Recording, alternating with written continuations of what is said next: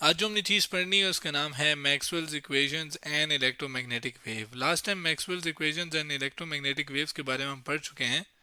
क्या पढ़ा था लास्ट टाइम वो मैं देखो बताता हूँ। मैक्सवेल्स इक्वेशन जो कि इलेक्ट्रिक और मैग्नेटिक फील्ड की इंटरेक्शन और प्रोपेगेशन के बारे में हमें बताती हैं, जबकि इलेक्ट्रोमैग्नेटिक वेव ऐसी वेव जिनको एक जगह से दूसरी जगह जाने के लिए कोई मीडियम रिक्वायर नहीं होता। जबकि आगे जो चार इक्वेशंस थी जिसमें से थर्ड इक्वेशन जिसको सिंपलेस्ट फॉर्म हमारे लिए ये थी और इसको हमने डिराइव किया था। आज हमने जो लास्ट इक्वेशन है जिसकी सिंपलेस्ट फॉर्म ये है, इसको हमने डिराइव करना है। लास्ट टाइम ये सारी डेरिवेशन थी इस इक्वेशन के लिए। आज हम क्या करेंगे कि इस इक्वेशन को डिराइव करेंगे। इसके अंदर मैं दोबारा बता देता हूँ कि ये क्या है। ये हमारे पास इलेक्ट्रिक फ्लक्स है, जो कि ये क्या है हमारे पास टाइम है, यानी इलेक्ट्रिक फ्लक्स का टाइम के लिहाज से तब्दील होना क्या पैदा कर रहा है। बी क्या था हमारा, मैग्नेटिक फील्ड थी, जिसको मैं यहाँ पे लिख लेता हूँ। जबकि ये म्यू नॉट क्या है और ये एप्सिलॉन नॉट क्या है, ये बेसिकली क्या है, म्यू नॉट है परमेबिलिटी ऑफ फ्री स्पेस, जबकि म्यू नॉट क्या है, परमिटिविटी ऑफ फ्री स्पेस। जबकि एन क्या है, वो number of turns per unit length है, जो कि आगे हम देखेंगे। अब जबकि जो परमेबिलिटी है ये बेसिकली क्या है, जब दो मैग्नेट्स पड़े हो ना तो उनके दरमियान जो मीडियम है ये उसकी प्रॉपर्टी बताती है, जिससे बेसिकली मैग्नेटिक फील्ड पर इफेक्ट पड़ता है। जबकि अगर दो चार्ज ले लें, जैसे ये Q1 चार्ज है, ये Q2 चार्ज है, तो इनके बीच में जो मीडियम आता है जिसकी वजह से दोनों के दरमियान जो फोर्स है वो इफेक्ट होती है, वो बेसिकली मीडियम के बारे में प्रॉपर्टी है, जो कि epsilon not permittivity of free space बताती है। लेकिन अगर हम मीडियम ना रखें, यहाँ पे कोई पार्टिकल ना हो, तो बेसिकली क्या है, वो फ्री स्पेस कहलाती है। यानी दो चार्जेस के बीच में कोई मीडियम नहीं होगा तो उसकी एप्सिलॉन की या परमिटिविटी की या फ्री स्पेस यानी कोई पार्टिकल्स नहीं होंगे तो परमिटिविटी की जो वैल्यू होगी वो परमिटिविटी ऑफ फ्री स्पेस कहलाएगी। सिमिलरली कि अगर दो मैग्नेट्स के दरमियान क्या होगा कि कोई मैं आपके पास मीडियम नहीं होगा, यानी कोई पार्टिकल्स नहीं होंगे, तो आपके पास क्या है कि वो परमेबिलिटी ऑफ फ्री स्पेस कहलाएगी। अब हम देखते हैं कि इसको हम कैसे डिराइव करें। इसको प्रूफ करने के लिए हम क्या करते हैं कि आपके पास एक कैपेसिटर लेते हैं, जो कि आपके सामने है, जिसको मैं यहाँ पे लेबल भी कर लेता हूँ आपके सामने। ये जो है ये कैपेसिटर का क्या है, एरिया है, जिसको मैं इसको नहीं इसको ये कर लेते हैं, ये एरिया ऑफ कैपेसिटर है, जिसमें ऊपर वाले को भी मैं कलर दे देता हूँ। चलें, ये आपके पास एरिया है, ठीक है, जिसको मैं यहाँ पे लिख देता हूँ। एरिया ऑफ द कैपेसिटर क्या है, एरिया ए है, जिसको मैं यहाँ पर लेबल भी कर लेता हूँ। जबकि इन दोनों के दरमियान जो फासला है दोनों प्लेट्स के दरमियान, ये आपके पास क्या है, ये है डी, जिसको मैं यहाँ पर नीचे लेबल कर लेता हूँ कि ये डी क्या है, ये डिस्टेंस बिटवीन क्या है, प्लेट्स है, जिसको मैं डी और साथ ही इक्वल टू भी लिख देता हूँ, जो कि ये हो गया, ठीक है। अब क्या है कि इसके ऊपर जितना चार्ज है उस चार्ज की वजह से करंट फ्लो होगा जब मैं इसको किसी चीज़ से कनेक्ट किसी और तारों से सर्किट में कंप्लीट करूँगा, ठीक है। तो वो जब करंट जो है वो पास होगा इन चार्जेस की वजह से, उन करंट की वजह से इलेक्ट्रिक फील्ड जो या इलेक्ट्रिक फ्लक्स है वो तब्दील होगा, जिससे मैग्नेटिक फील्ड पैदा होगी। तो हम क्या करेंगे कि टोटल चार्ज निकालेंगे, फिर वो वक्त के साथ जो तब्दीली है उसकी वो, फिर उसके बाद उससे फ्लक्स निकालेंगे, फ्लक्स से फिर हम मैग्नेटिक फील्ड की तरफ चले जाएंगे। अब अगर हम स्टार्ट करें कि चार्ज ऑन कैपेसिटर क्या है, वो हमें पता है कि हम वो निकाल सकते हैं कि शुरू में जितना हमने इसके ऊपर वोल्टेज अप्लाई किया था, जो कि Q is equals to C V, यानी एक तो इस चार्ज की कैपेसिटर की कैपेसिटेंस है, जो कि यहाँ पे लेबल भी कर लेते हैं कि C क्या है, ये कैपेसिटेंस है, जो कि कैपेसिटी टू स्टोर क्या है, आपके पास चार्ज है किसकी, कैपेसिटर की, यानी एक कैपेसिटर की कैपेसिटी के चार्ज को कितना स्टोर करता है उसको हम क्या कहते हैं, कैपेसिटेंस। जबकि इन दो ऊपर अगर पॉजिटिव है नीचे नेगेटिव चार्ज है, तो इन दो चार्ज प्लेट्स हैं, इनके दरमियान जो एक वोल्टेज है या जो वोल्टेज होगा उसको हम वोल्टेज बिटवीन प्लेट्स कह रहे हैं, और वो वी है हमारे पास। या आप इसको, जब शुरू में हमने किसी बैटरी के साथ इसको कनेक्ट किया था और वोल्टेज जो प्रोवाइड किया था, तो उसको भी हम वोल्टेज वी, जो कि करंट पैदा करने की वजह होती है, वो है हमारे पास। जबकि क्यू क्या है, ये हमारे पास क्या है, ये चार्ज है, जिसको ऊपर चलेंगे लेबल भी कर लेते हैं। इसके अलावा अगर मैं इसके दो प्लेट्स के दरमियान जो मीडियम है, अब ये चार्ज है ये चार्ज है, इसके दरमियान अगर कोई मीडियम रख दूं, तो वो मीडियम की एक प्रॉपर्टी मैंने आपको शुरू में बताई थी, वो क्या थी, वो एप्सिलॉन नॉट थी, ठीक है, वो मीडियम के रिलेटेड है। इसको मैं एनिमेशन से समझाता हूँ। ये एनिमेशन मैंने fed.colorado.edu की वेबसाइट से उठाई है, बल्कि ये तब्दील कर दिया मैंने। क्या किया कि वही वेबसाइट है, इसकी एक और एनिमेशन है जिसके अंदर जो डायलैक्ट्रिक की जो प्लेट्स के दरमियान मटेरियल है, इसको डायलैक्ट्रिक भी कहते हैं। ये मैं दिखाना असल में चाह रहा हूँ। ये देखें, ये अगर मैं इसके बीच में ले आऊँगा ना, तो ये जो ये वाला मीडियम है ना, इस मीडियम की एक प्रॉपर्टी होती है जिसको एप्सिलॉन नॉट कहते हैं। और अगर यहाँ पे कुछ नहीं है तो ये एप्सिलॉन नॉट यानी परमिटिविटी ऑफ फ्री स्पेस है। कोई मीडियम आ जाएगा तो ये उस मीडियम की परमिटिविटी होगी।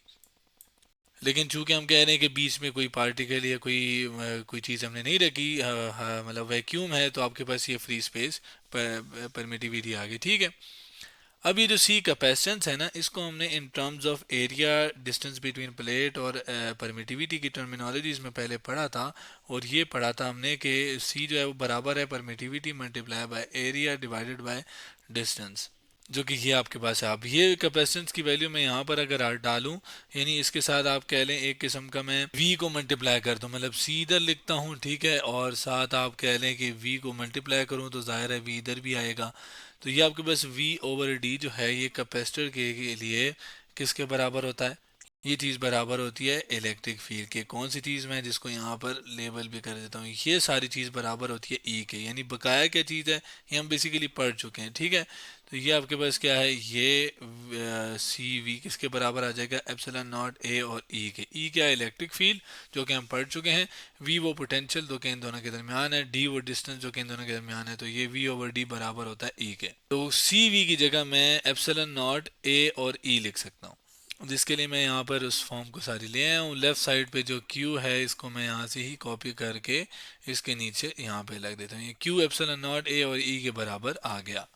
अब हम क्या करते हैं, ये जो कैपेसिटर है इसको एक AC सोर्स के साथ कनेक्ट करते हैं, जिसको मैं यहाँ पे पहले खुद भी लेबल ही कर लेता हूँ, यानी कि मैं इसको क्या कर रहा हूँ, कनेक्ट कर रहा हूँ किसके साथ, एक एसी सोर्स के साथ। एसी सोर्स क्या है मैं बताता हूँ।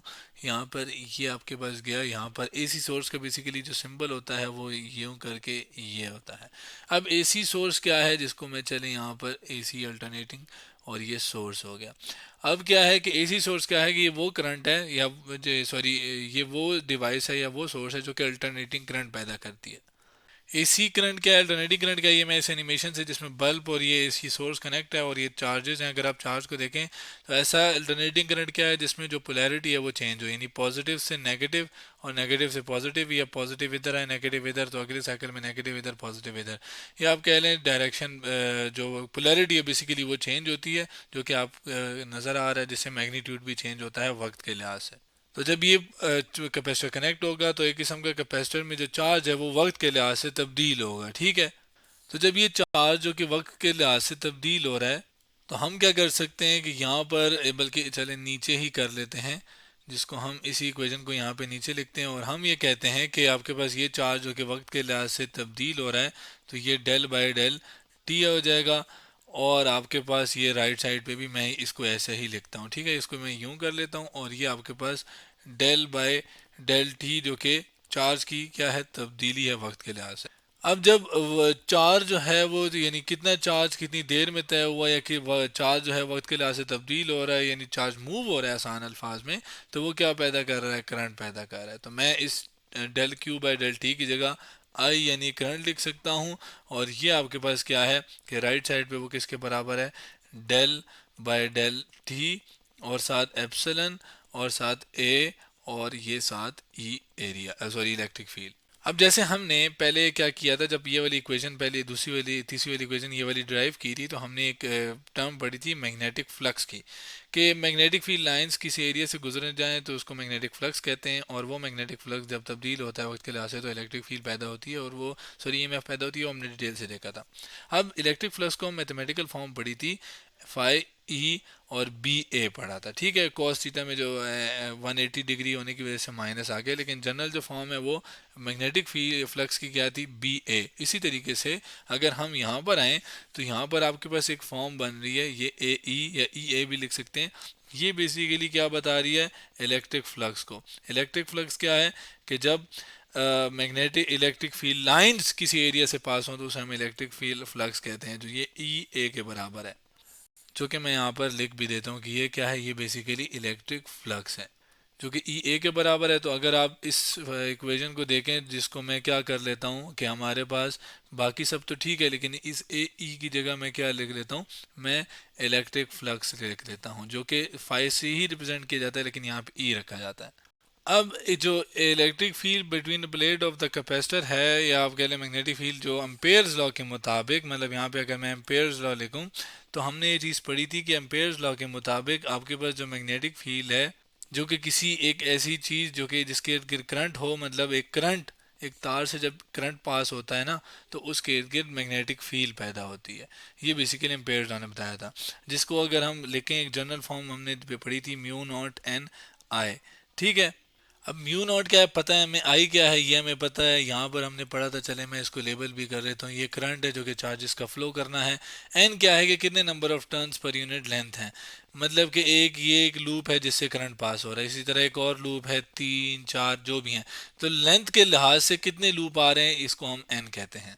अब ये जो करंट की वैल्यू है इसके अंदर हम वैल्यू पुट करते हैं, तो ये आपके पास mu naught as it is एन आ गया, और आई की वैल्यू हम पुट करते हैं जो कि क्या है, डेल बाय डेल टी, और साथ आगे क्या आ जाएगा, एप्सिलॉन जो है वो चूंकि टाइम पे डिपेंड नहीं करता तो उसको बाहर लिखेंगे, जबकि फाई जो है वो ई के साथ ये आ जाएगा। तो ये हो गया। जबकि इसको मैं थोड़ा सा ना क्या करता हूँ कि इसको मैं राइट पे शिफ्ट कर देता हूँ ताकि मैं जो एप्सिलॉन है उसको लिख सकूँ, तो ये आपके पास एप्सिलॉन आ जाएगा, एप्सिलॉन नॉट। तो ये आपके पास इक्वेशन क्या वही नहीं बन गई कि मैग्नेटिक फ्लक्स की तब्दीली magnetic field sorry electric flux की तब्दीली मैग्नेटिक फील्ड पैदा कर रही है।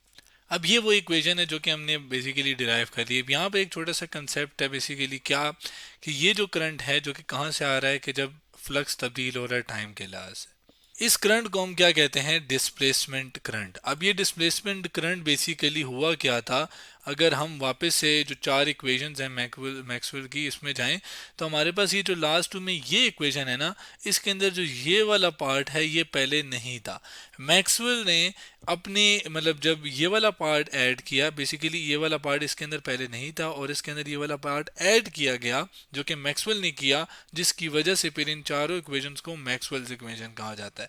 ये पार्ट क्यों ऐड किया गया, इसकी रीज़न ये है, बेसिकली ये पार्ट क्या है, ये ऑलमोस्ट इसी चीज़ को रिप्रेजेंट कर रहा है ना, कि इलेक्ट्रिक फ्लक्स का तब्दील होना मैग्नेटिक फील्ड पैदा कर रहा है। ठीक है, अब ये पार्ट ऐड क्यों किया गया, इसको बेसिकली हम ये भी कह सकते हैं कि ये किस वजह से आ रहा है, कि ये मैग्नेटिक फ्लक्स की तब्दीली की वजह से आ रहा है, जिसको हमने अभी बोला कि ये बेसिकली क्या है, डिस्प्लेसमेंट करंट की वजह से आ रहा है ये वाला पार्ट, ये मैग्नेटिक फील्ड। जबकि ये वाला क्या है, ये एक्चुअली जब कोई चार्ज मूव करता है जो कि कंडक्शन करंट कहलाता है, कंडक्टिव करंट जिसको मैं कह सकता हूँ, जिसको मैं सही प्रॉपरली लिख लेता हूँ, कंडक्टिव करंट भी कहते हैं, जिसमें एक्चुअली चार्ज जो है वो मूव करते हैं। जिसकी मिसाल अगर मैं यहाँ पर दूं, कि अगर अब ये देखें, अगर आप प्लेट ऑफ द कैपेसिटर को देखें, जिसको अगर हम किसी चीज़ से कनेक्ट कर दें तो चार्ज जो है वो फ्लो करना शुरू कर लेता है। लेकिन अगर वही चार्ज या वही एक इलेक्ट्रिक फील्ड जैसे कि प्लेट ऑफ द कैपेसिटर के बीच में है जो कि टाइम के लिहाज से चेंज हो रही हो, तो वो जो चेंज इन इलेक्ट्रिक फील्ड है वो अलग से एक करंट पैदा कर रही है जो कि पहले उन 4 इक्वेशंस में नहीं था। तो जिससे आपके पास जो डिस्प्लेसमेंट करंट की वजह से मैग्नेटिक फील्ड है वो ये इक्वेशंस नहीं बता पा रही थी। तो इस वजह से मैक्सवेल ने इसके अंदर वो वाला पार्ट भी ऐड किया जो कि डिस्प्लेसमेंट करंट की वजह से है, जिससे ये चारों की इक्वेशन मुकम्मल हो गई, और इससे फिर हम प्रॉपरली एक्सप्लेन कर सकते हैं कि इलेक्ट्रोमैग्नेटिक वेव कैसे ट्रैवल करती हैं, जिसके अंदर इलेक्ट्रिक फील्ड वक्त के लिहाज से तब्दील होती है। तो ये जो जिसमें चार्जेस एक्चुअली तो मूव नहीं करते, कंडक्टिव करंट तो नहीं आता ना, तो वो वाले जो जवाब था फिर वो मैक्सवेल ने अपनी इक्वेशंस के ज़रिए उस जो एडिशन है, करेक्शन है, उसके ज़रिए फिर उसने क्या किया कि इनकी एक्सप्लेनेशन दे दी कि इलेक्ट्रिक फील्ड की तब्दीली वक्त के लिहाज से मैग्नेटिक फील्ड पैदा कर रही है जो कि कंडक्टिव करंट की वजह से आ रहा है। तो यूं हमने क्या किया कि मैक्सवेल इक्वेशंस को पढ़ा और उससे समझा कि क्या एडिशन थी जो मैक्सवेल ने की, और उससे फिर इलेक्ट्रोमैग्नेटिक वेव कैसे पैदा हो रही हैं और बाकी सारी चीज़ें। तो आज हमने Maxwell equation and electromagnetic wave के बारे में मज़ीद पढ़ा।